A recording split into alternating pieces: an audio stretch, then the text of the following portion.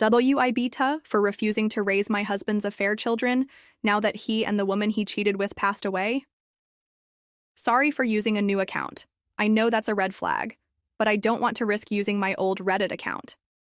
My 45F husband, 49M, of 23 years had an affair with a 20-year-old girl since 2020. I found out this year when his affair partner gave birth to twin boys in March. Obviously, we were going to divorce. We've been hashing things out since. It's been a lengthy process due to some properties in common, and we needed to get an accountant since he used the shared account for his affair. Finally, things seemed to be getting close to the end when both my husband and the woman he cheated with were killed in a car crash. By some miracle, the twin babies were not harmed in the crash. Now they are orphaned and neither set of grandparents can take them in permanently. My husband's parents are both in assisted living. He has no siblings, and the only aunt that could take them refuses. She's been child-free her whole life. On the woman's side, I'm not sure the details in full, but her parents are also not able to be involved long-term, and the one sister she has lives overseas. Since we were still married and he had not updated his will, all his assets are set to pass to me and our 2 children. I'm not callous enough to leave those babies with nothing, so I agreed to let whoever is their legal guardian to have the remaining balance in the shared account.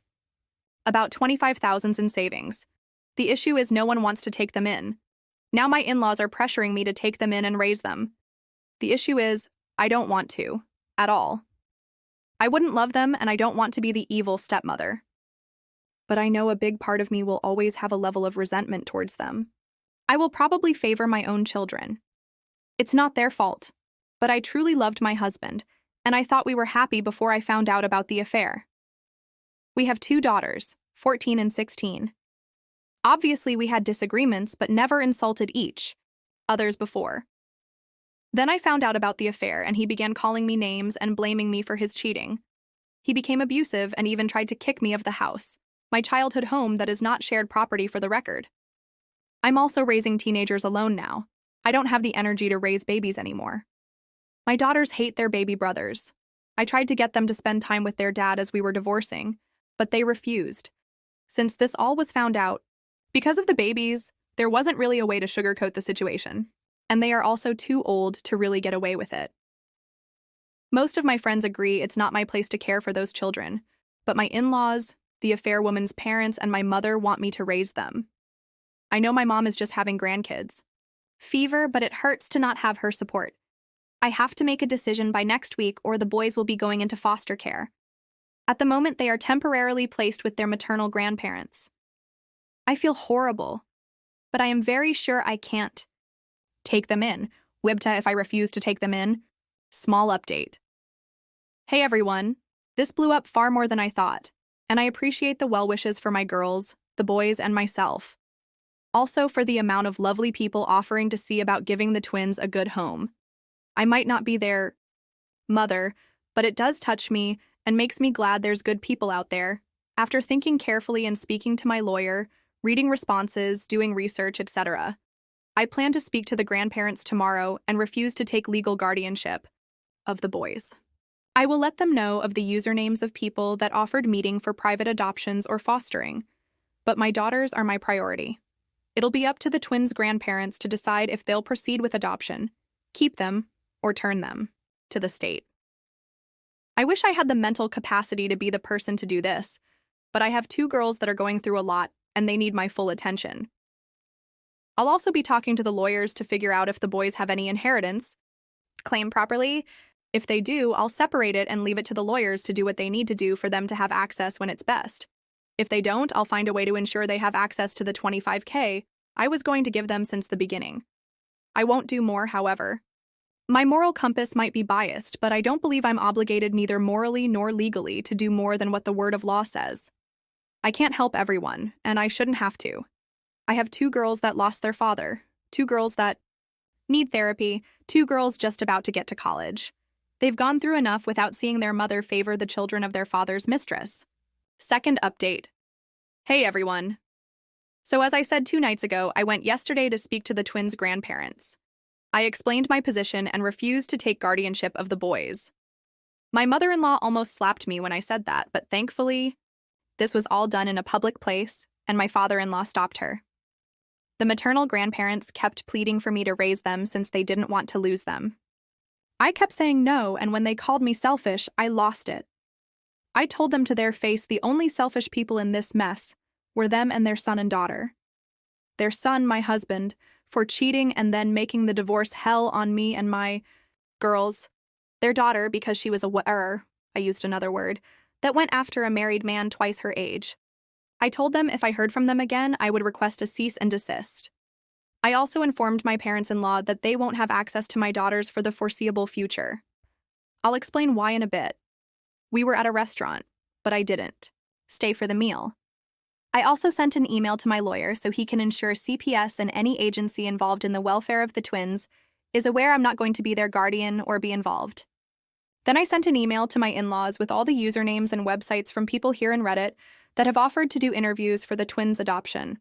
I won't be involved beyond this point, so please, as lovely as it is, I can't help you if you are interested in the boys.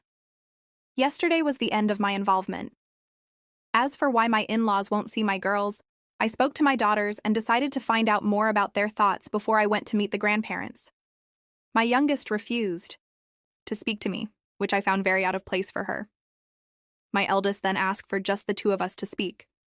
That's when she explained that my in-laws had been going on about how the girls need to get ready to go to public school instead of their private school and to get jobs right out of high school since I will have to provide the twins with private schooling and college money. Apparently, they also were told to start moving their stuff to share a room. My girls have separate rooms, since the twins need more space. This was not known to me, mostly cause that would never happen. Apparently, my in-laws have been basically bullying the girls because the babies take priority. Yeah, that's not happening. I told the girls that their grandparents have no say in where they go to school, their college funds, or how the rooms are set in our house.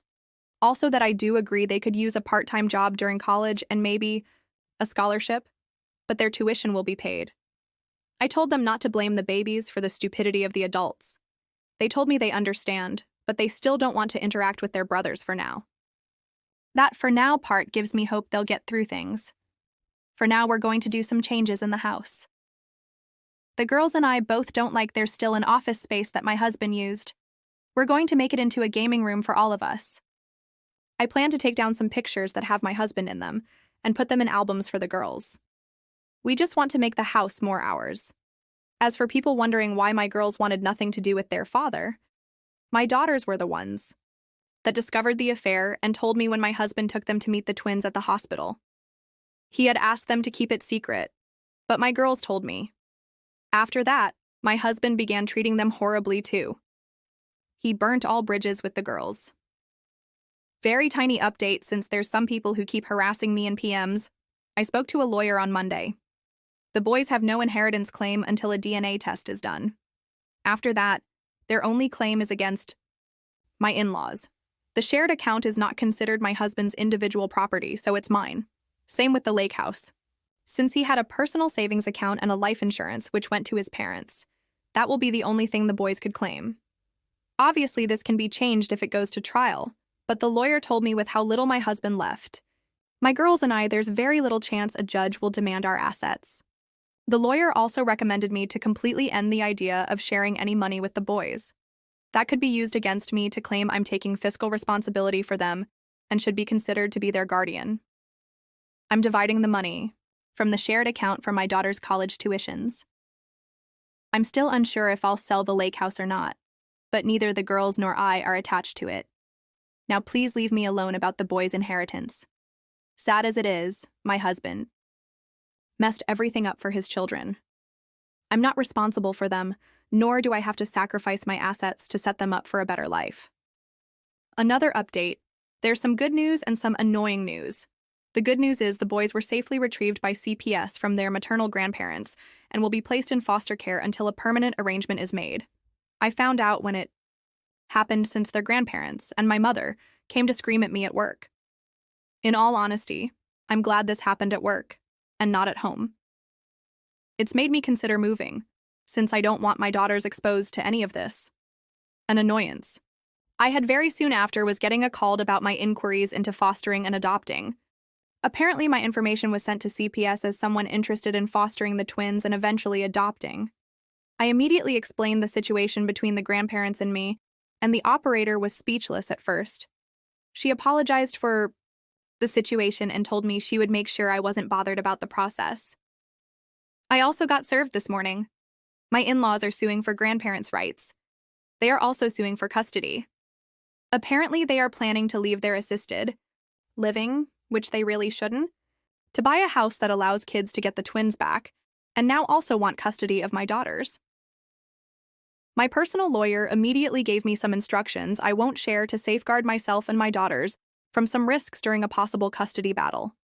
My lawyer and I both suspect my in-laws want the girls to parentify them as caretakers for the twins, since my in-laws have mobility limitations. It will be a cold day in hell before that happens. I don't see CPS placing the boys with them to begin with.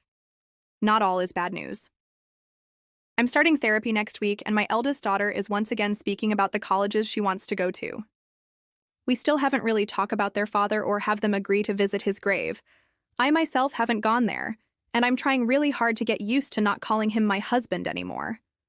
I had nothing to do with the funeral plans aside. Paying bills, and from what I heard, his parents had the epitaph, "Devoted and beloved husband, father, and son," written on it. I find it a joke. I know it's bad to hold to so much anger and resent, but as soon as I have time, I plan to change. His tombstone to remove husband and father. It might sound petty, but I refuse to speak well of a cheater and abuser just because he's dead. My daughters deserved better, and so did I. And for anyone complaining about me changing the tombstone, I paid for everything at the end. So stick your complaints you know where. I don't think I'll post another update until the whole mess with the grandparents' right lawsuit is resolved. So to the kind people that have sent support to me and my daughters, thank you so much. Maybe I'll have good news in the future, but for now, I'm going back to my old Reddit account. Small disclaimer, to the person that PM that I will regret not adopting the twins, I don't regret it one bit. Please either post a public message or leave me alone. I don't deal with cowards that use PMs to avoid being judged. Hey everyone, I spend so much time finding these stories for you. If you enjoy the content, please hit that subscribe button. It means the world and help this channel going strong. Let's grow together.